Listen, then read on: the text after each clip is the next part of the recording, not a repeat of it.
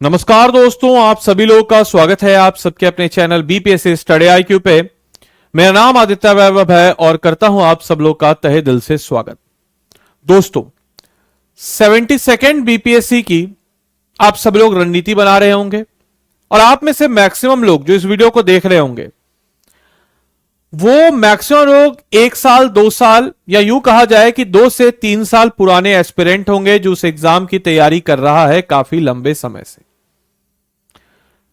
अब यहां पे 2 कैटेगरी के स्टूडेंट्स हैं, क्योंकि मेरे पास खासकर जब बीपीएससी का एग्जाम हुआ 72nd प्रीलिम्स और उसके बाद और जब ऑफिशियल आंसर किया गया उसके बाद 2 प्रकार के लोगों ने फोन किया।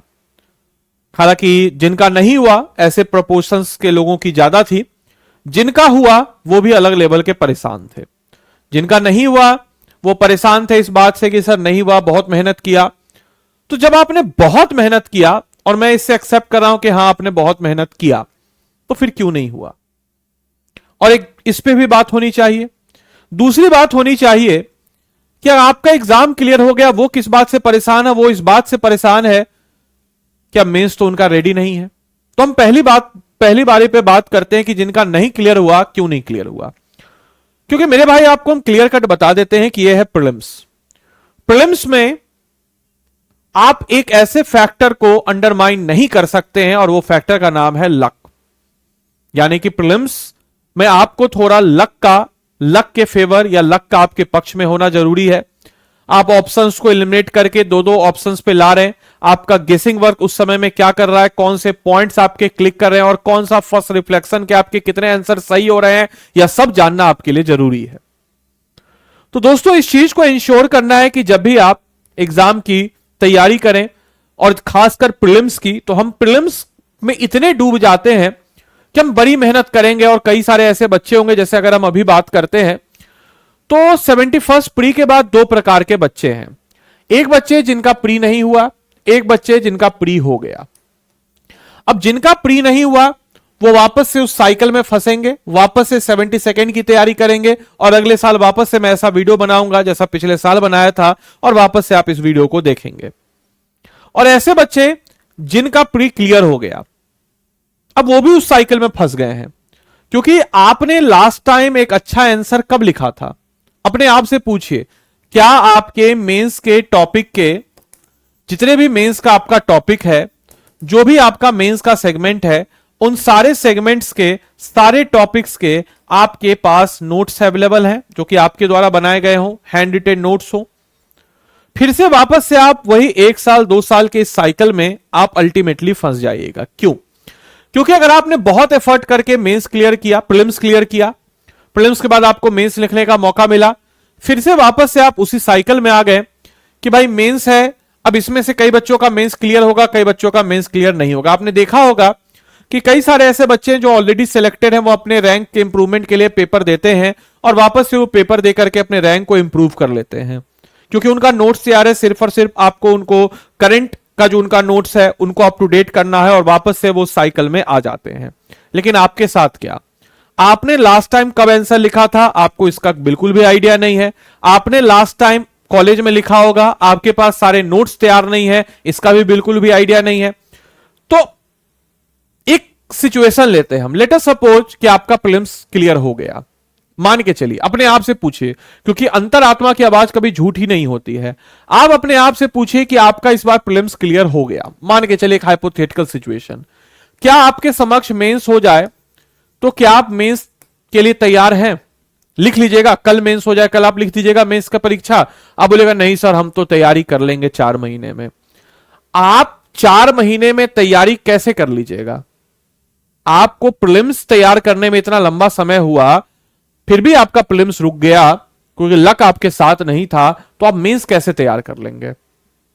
तैयार करेंगे भी तो हड़बड़ाहट के साथ करेंगे, तैयार करेंगे भी तो उस कदर तैयार नहीं करेंगे जिस कदर आपको करना चाहिए, तैयार करेंगे भी तो आधा अधूरा तैयार होगा। और आपका कंपटीशन किनसे है? जो ऑलरेडी हैं इस परीक्षा में, जिनका नोट्स तैयार है, जिनके सारे पहलू तैयार है, उनसे आपका कंपटीशन है। कहां लड़ पाइएगा उनसे, कहां भिड़ पाइएगा उनसे?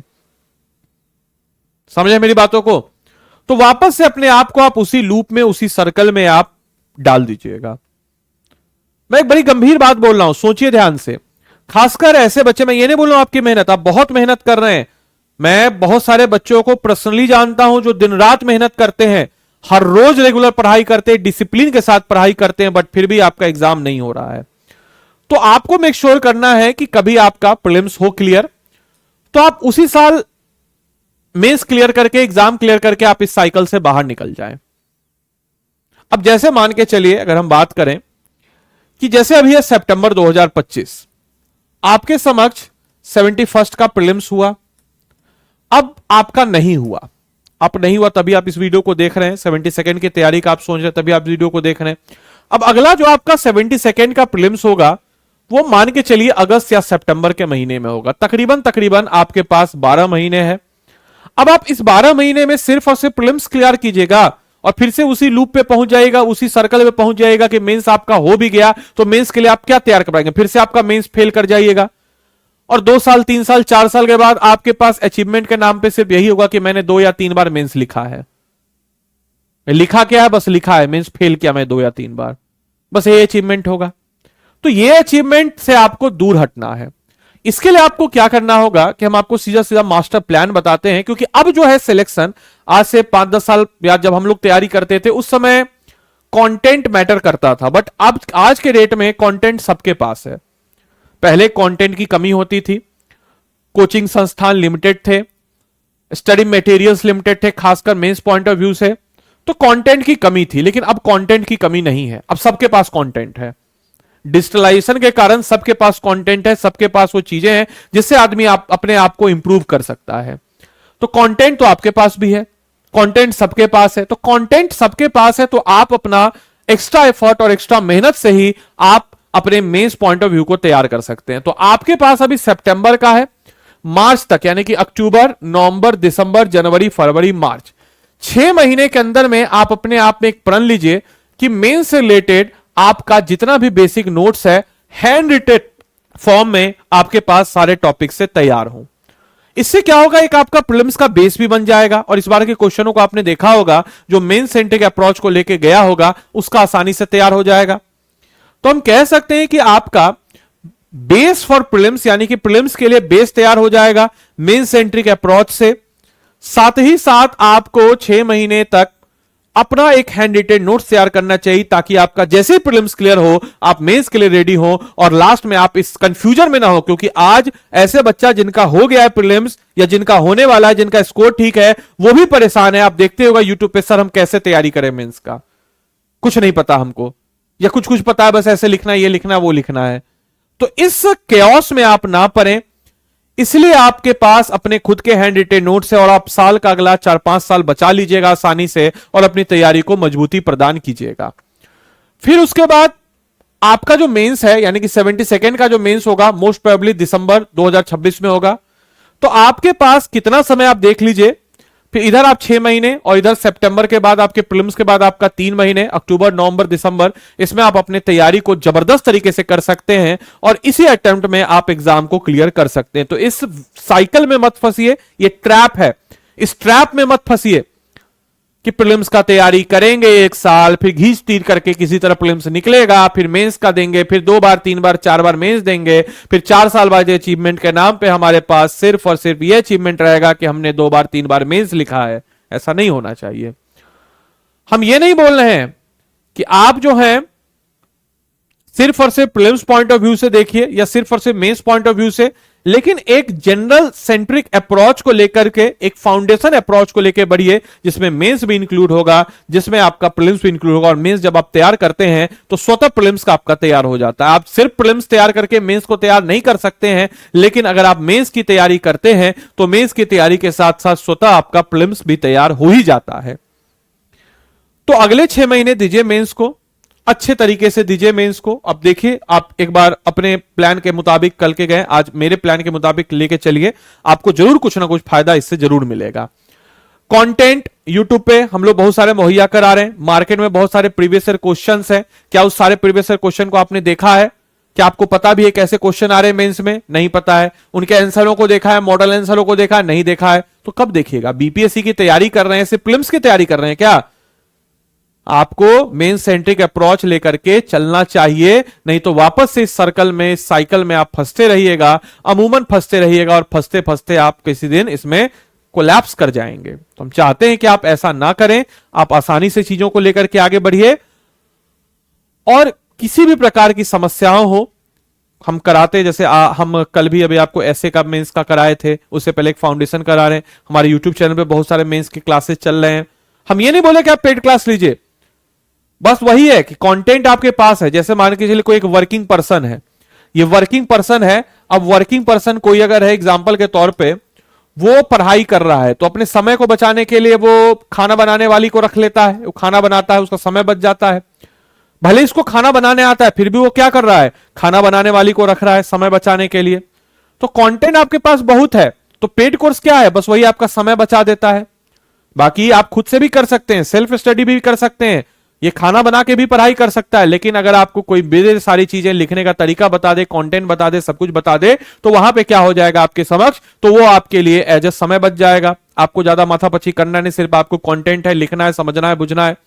तो जैसी आपकी इच्छा हो इसमें आप उस हिसाब से कर सकते हैं। तो इसी के मुताबिक एक हमारे पास पेड कोर्स भी है, आप चाहें तो इनरोल कर सकते हैं, अन्यथा आपकी मर्जी है। स्टडी आईक्यू को सर्च कीजिएगा, स्टडी आईक्यू के ऐप या वेबसाइट पे जाइएगा, यहां पे आप जाइएगा स्टेट पीसीएस, स्टेट पीसीएस में आप हमारा प्यारा मोहब्बत बिहार पे जाइएगा, बीपीएससी उन्नति पे आप जाइएगा। बीपीएससी उन्नति पे जाने के बाद आपके समक्ष एक कोर्स रहेगा।